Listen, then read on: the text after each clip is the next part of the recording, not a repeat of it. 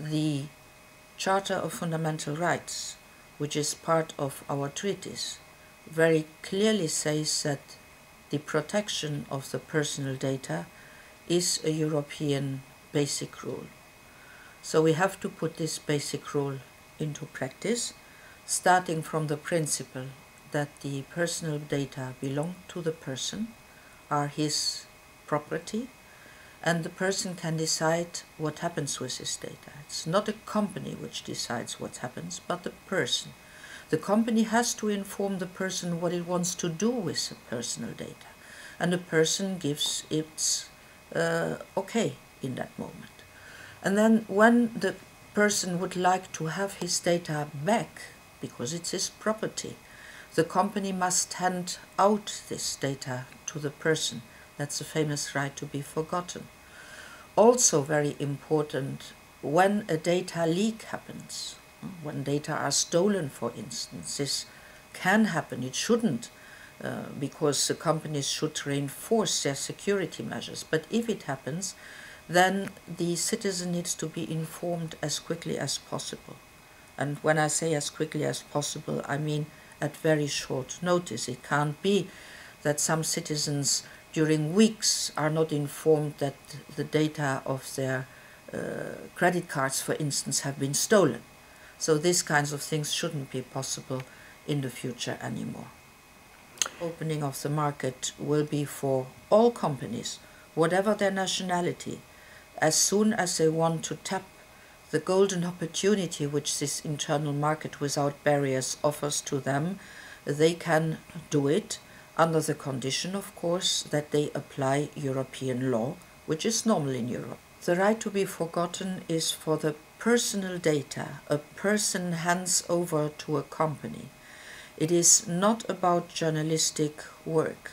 So if a journalist makes a film like you are doing in this moment, or writes an article, if a blogger is blogging, that is the right to information, and this is exempted from the rules.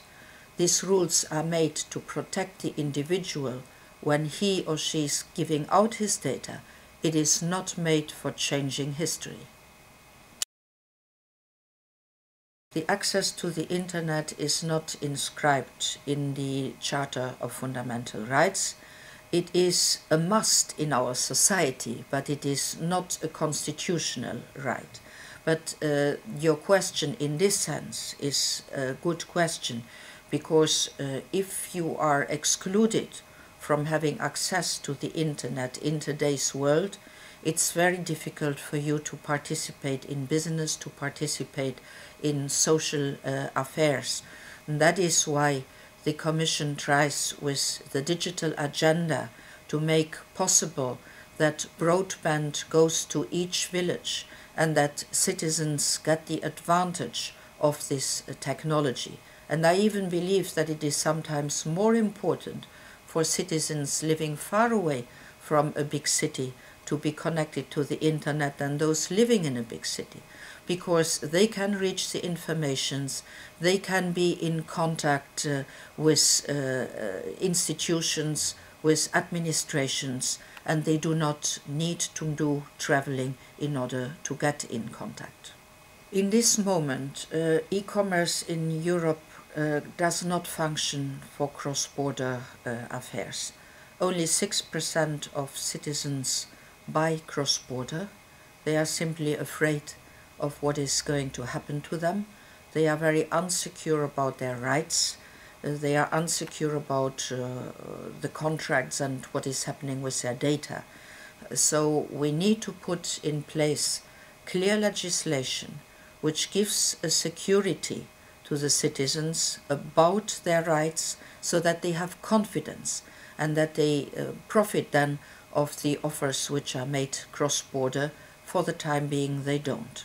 The Commission, who makes the proposals of legislation, has put that on the table, and now it is the European Parliament and the Council of European Ministers who takes this in hand and who sees that there is a co-decision agreement between two institutions so that the new rules can be put in practice. I think that this debate between both institutions should not last more than 12 to 18 months.